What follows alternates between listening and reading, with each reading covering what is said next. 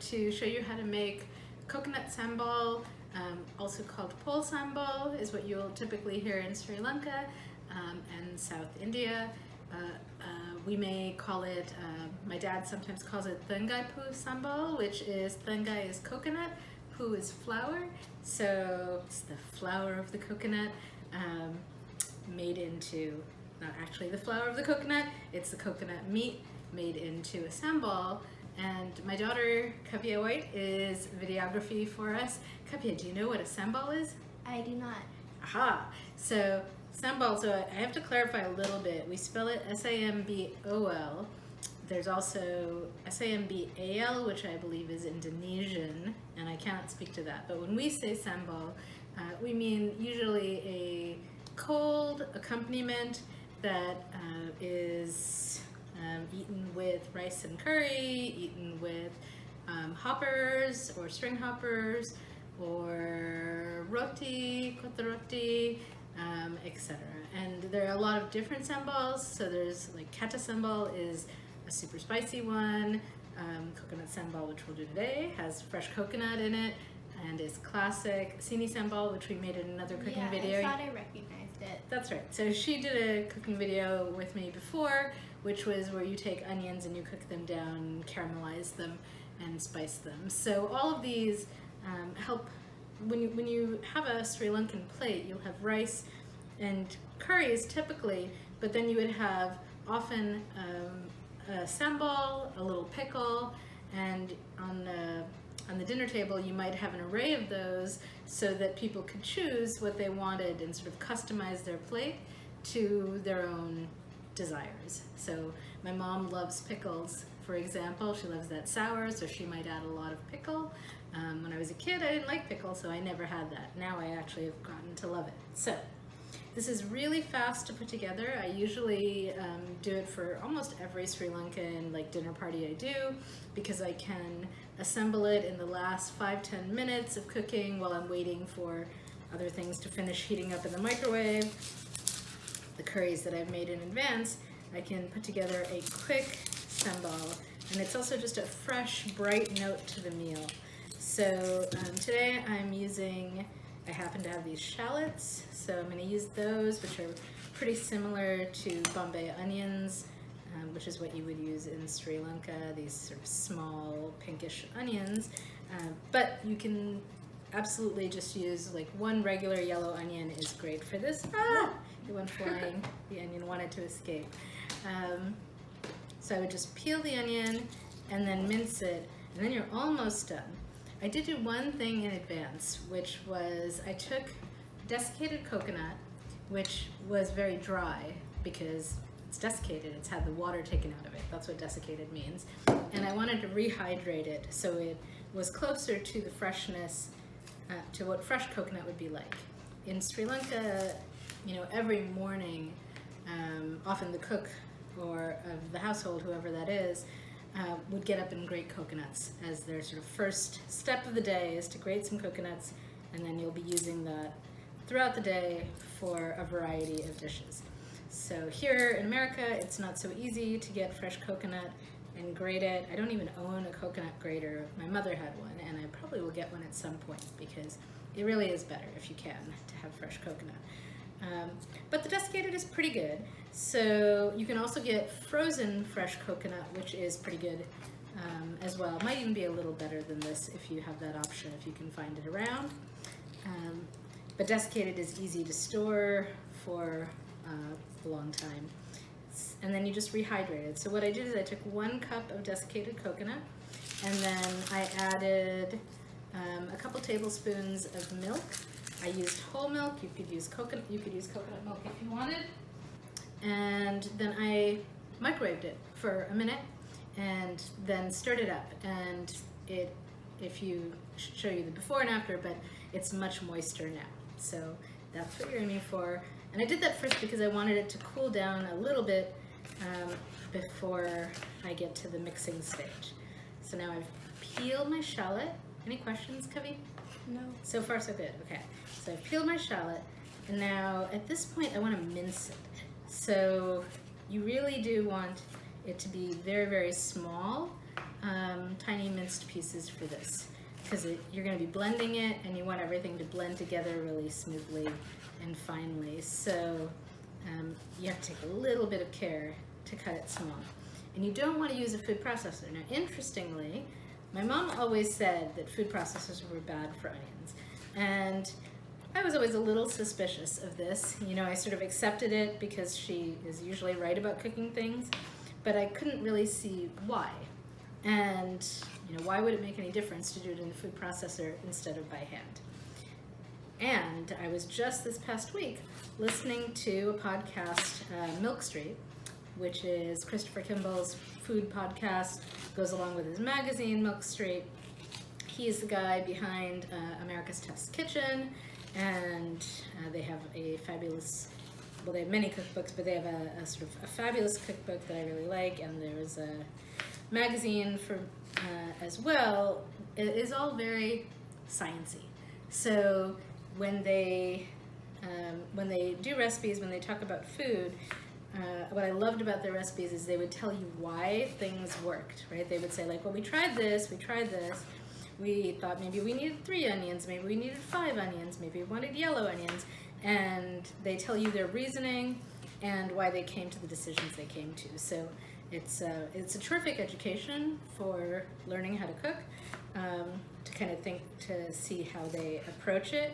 Also reminds me of the TV show Alton Brown's Good Eats. So if you like that, this is a similar approach. And so I was listening to the podcast while I was doing some gardening, and he started talking about food processors and onions, and apparently if you use a food processor for the onions, it chops them up a lot, it kind of grinds them, and in the process it activates, and I'm going to forget, it activates these sort of bitter compounds in the onion. So all that additional processing and grinding.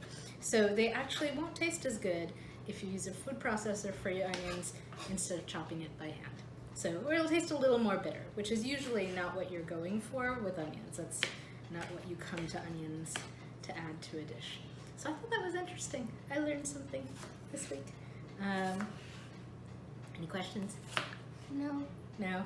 No. So, sorry, it's a little slow slicing the onion, in part because I'm using this knife, which I'm sort of regretting.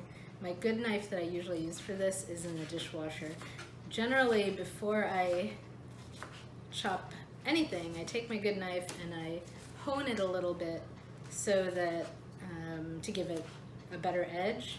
And I can't hone this knife. It's impossible. Do you know why? I don't know what honing is. Honing is, so,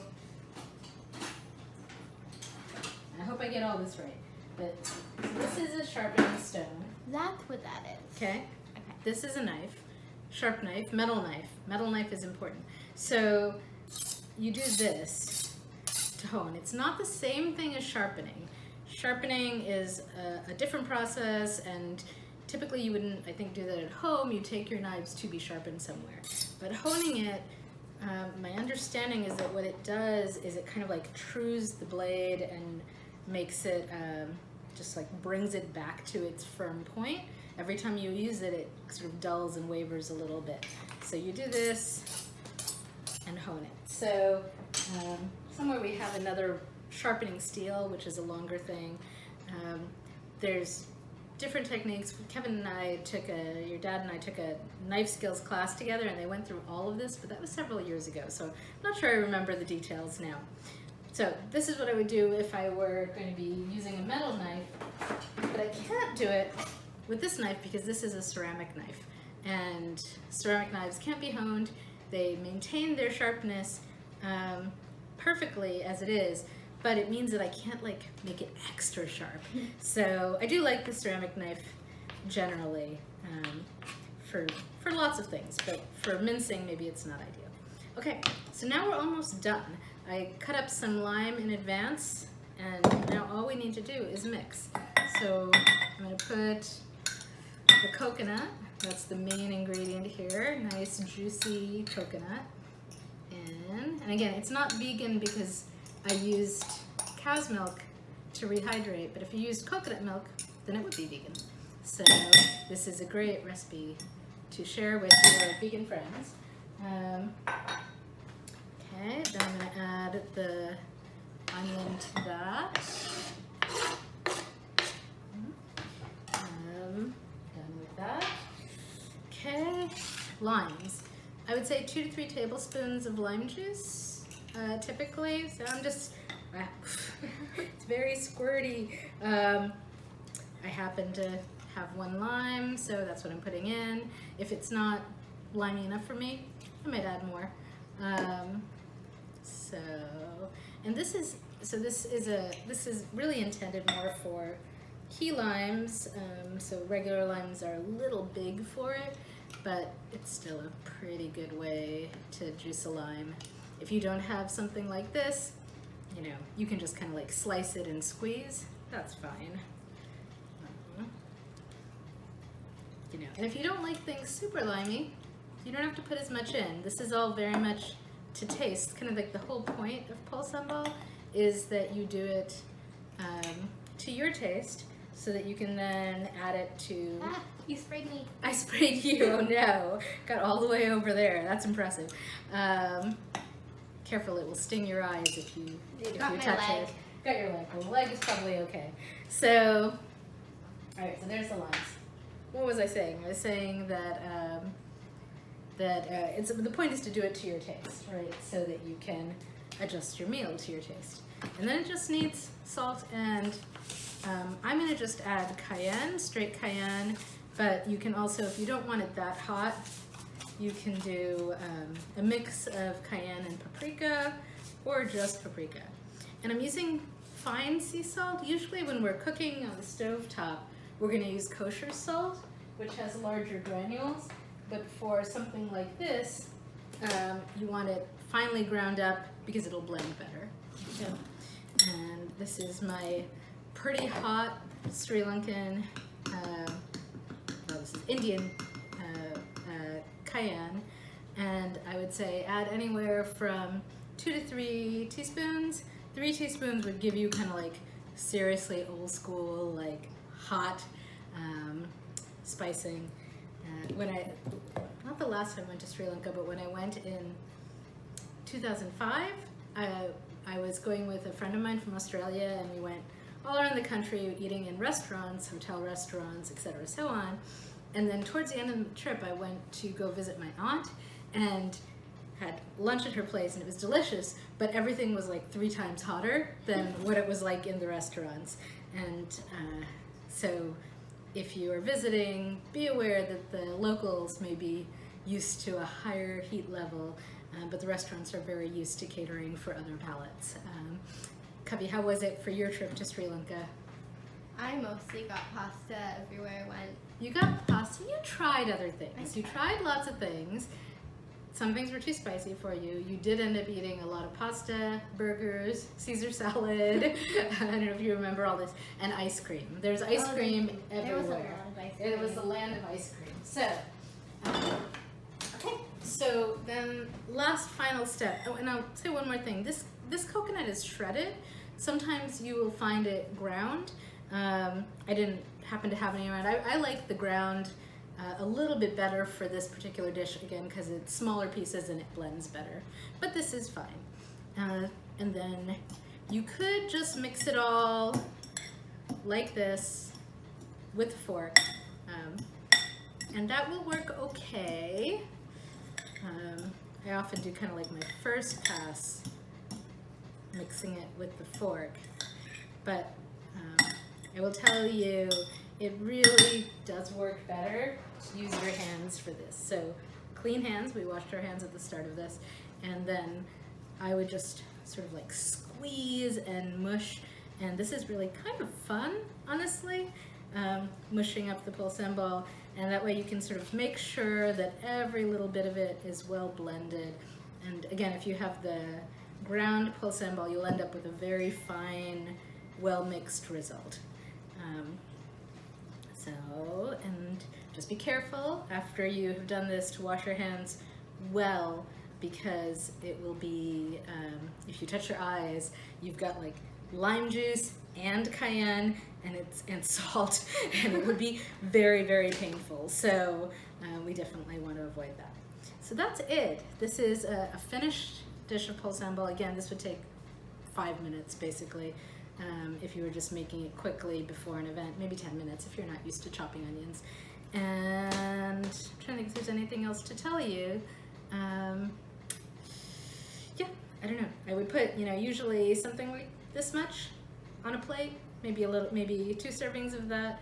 We're gonna probably be eating it later today with hoppers. So that's really, with the egg hopper, all you need is a little pol sambol and you are all set. So that's it. Thanks everyone. Pol sambol, coconut sambol, Thengai-Poo Sambol from Sri Lanka.